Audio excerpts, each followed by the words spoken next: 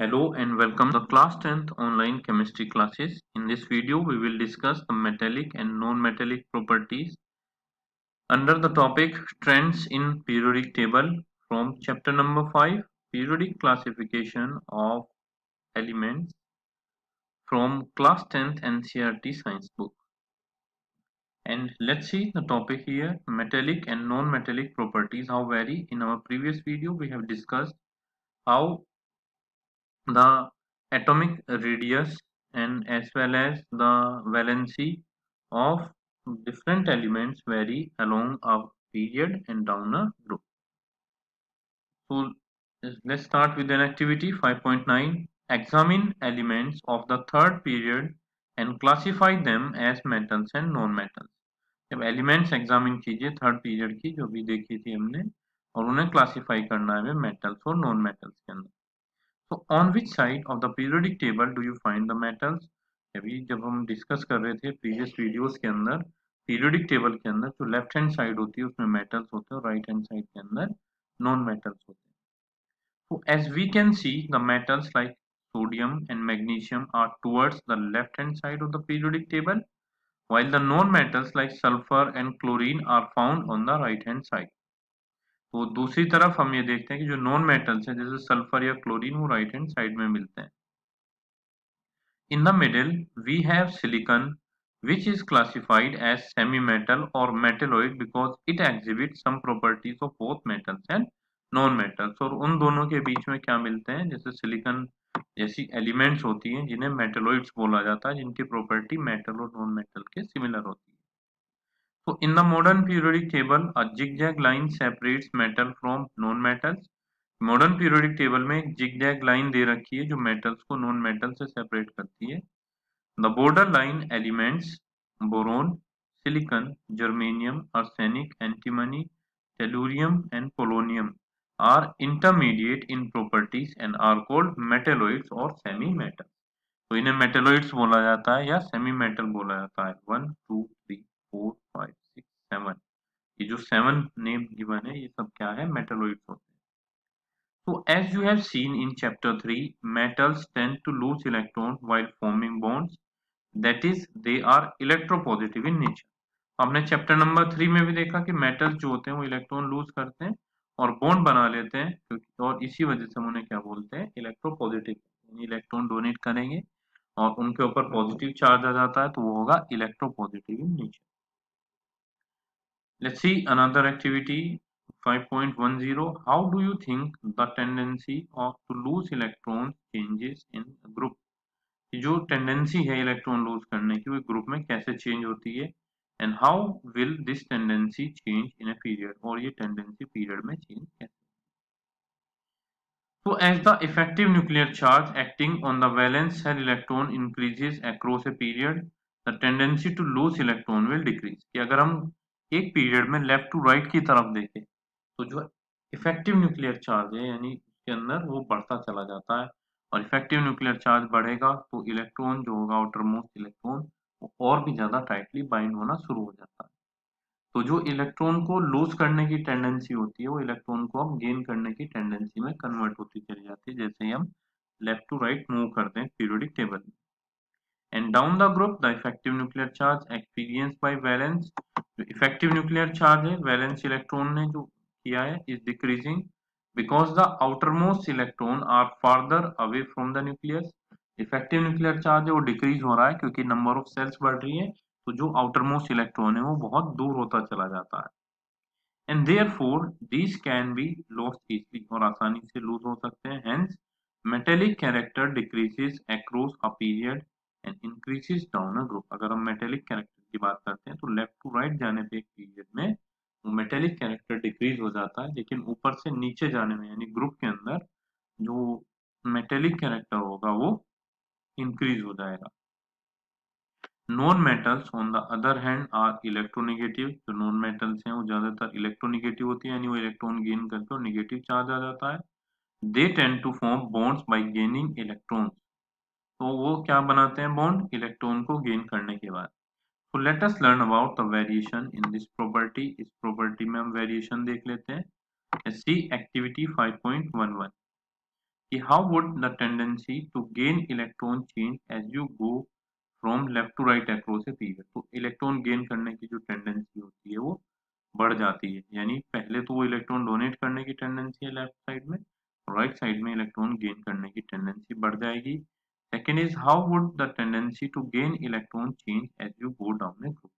कि कैसे बताएं जो टेंडेंसी है इलेक्ट्रॉन को गेन करने की वो चेंज होती है जैसे आप ग्रुप में नीचे की तरफ जाते हैं।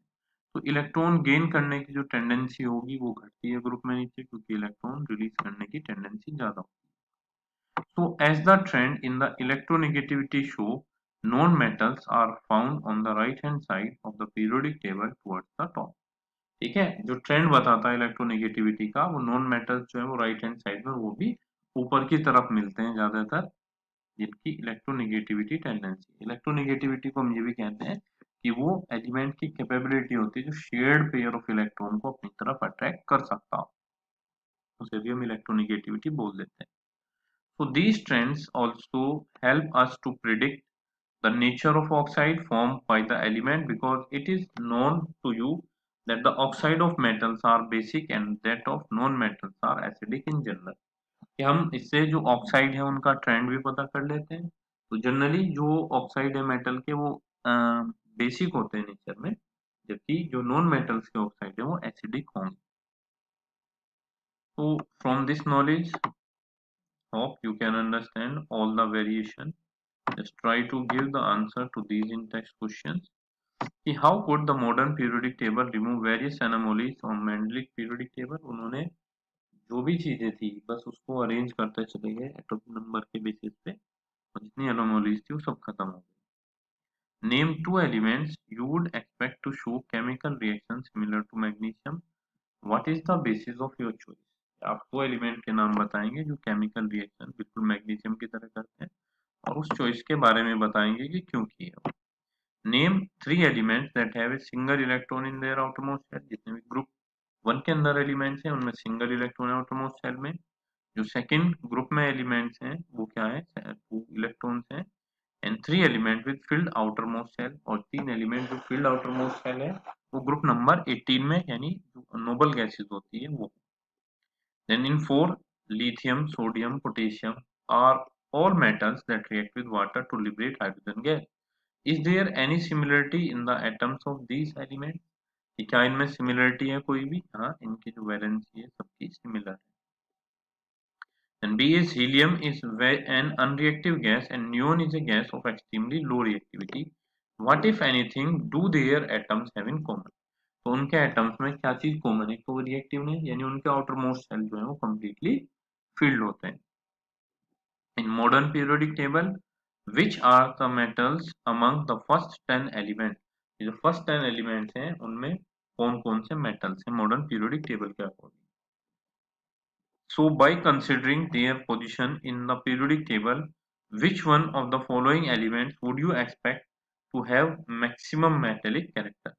या पोजीशन के हिसाब से ये बताइए कि सबसे ज्यादा मेटेलिक कैरेक्टर इसमें से किसका है। गैलियम, जर्मेनियम, आर्सेनिक, सेलेनियम और बेरिलियम, इनमें से किसका सबसे ज्यादा जो है metallic character. Just find out yourself, try to solve, and the last part that has remaining is what you have learned from this chapter कि elements are classified on the basis of similarities in their properties। elements को हम classify करते हैं उनकी similarity के basis पे कि properties में उनकी similarities क्या क्या होती है। Dobereiner grouped the elements into triads and Newland gave the law of octave। डोबेरेनर ने तो जो एक ग्रुप दिया था यानी एलिमेंट्स को ट्रायड्स में किया था, तीन एलिमेंट्स का ग्रुप था उसमें, जिसमें पहली और तीसरी एलिमेंट के जो एटॉमिक मासेस का एवरेज था सेकंड एलिमेंट के इलेक्ट्रॉन जो मास था एटॉमिक मास उसके equivalent. Newland law of octave के अकॉर्डिंग कि उसने जो एलिमेंट्स थी वो सुरों के हिसाब से डाली थी, यानी जो नोट थे म्यूजिक के उनके अकॉर्डिंग कि हर एक जो एट्थ एलिमेंट है वो फर्स्ट के जैसा होता है। So Mendeleev arranged the elements in increasing order of their atomic masses and according to their chemical properties। Mendeleev ने एलिमेंट्स को increasing order of atomic masses के अकॉर्डिंग दिया था, और उसने जो दूसरा क्लासिफिकेशन उसी के दूसरी प्रॉपर्टी जो ली केमिकल properties थी. So Mendeleev predicted the existence of some yet to be discovered element on the basis of gaps in the periodic table. Mendeleev ने अपने पीरियोडिक टेबल में कुछ गैप्स छोड़े थे और ये बोला था कि आने वाले समय में कुछ एलिमेंट डिस्कवर होगी जिनको एक जगह पे प्लेस किया जाएगा. Anomalies in arrangement of elements based on increasing atomic mass could be removed when the elements were arranged in order of increasing atomic number, a fundamental property of element discovered by Moseley. ठीक है, यानी उसने क्या किया, mostly भी पढ़ते हैं, mostly, ठीक है, मोस्टली, हेनरी मोस्टली. और इसमें जो एनोमलीज हैं वो एलिमेंट्स की इंक्रीज की बेस थी एटॉमिक मासेस के अंदर. तो जब हमने उन्हें एटॉमिक नंबर के बेसिस पे अरेंज किया तो वो सब एनोमलीज खत्म हो गई थी उसके अंदर से. And elements in the modern periodic table are arranged in 18 vertical columns called groups and 7 horizontal rows called periods. तो जो एलिमेंट्स है मॉडर्न पीरियोडिक टेबल में उसे हम 18 वर्टिकल कॉलम्स में अरेंज करते हैं और 7 हॉरिजॉन्टल रोज होती है जिन्हें पीरियड्स कहते हैं.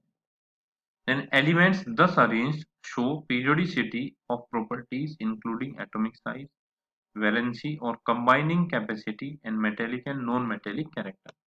तो एलिमेंट्स जिस तरह से ये अरेंज होते हैं वो पीरियोडिसिटी दिखाते हैं प्रॉपर्टीज में. उसमें उनका एटॉमिक साइज इंक्लूड किया जाता है, valency, combining capacity, metallic and non metallic character, जो लेफ्ट टू राइट जाने पे अलग अलग तरीके से वेरी करते हैं. So this is the last video for explanation. On the basis of your learning from your previous video, just try to solve this exercise here. 5 questions are given on this page. The remaining questions are on this. Only 10 questions are there. At least just give them a try and try to solve them.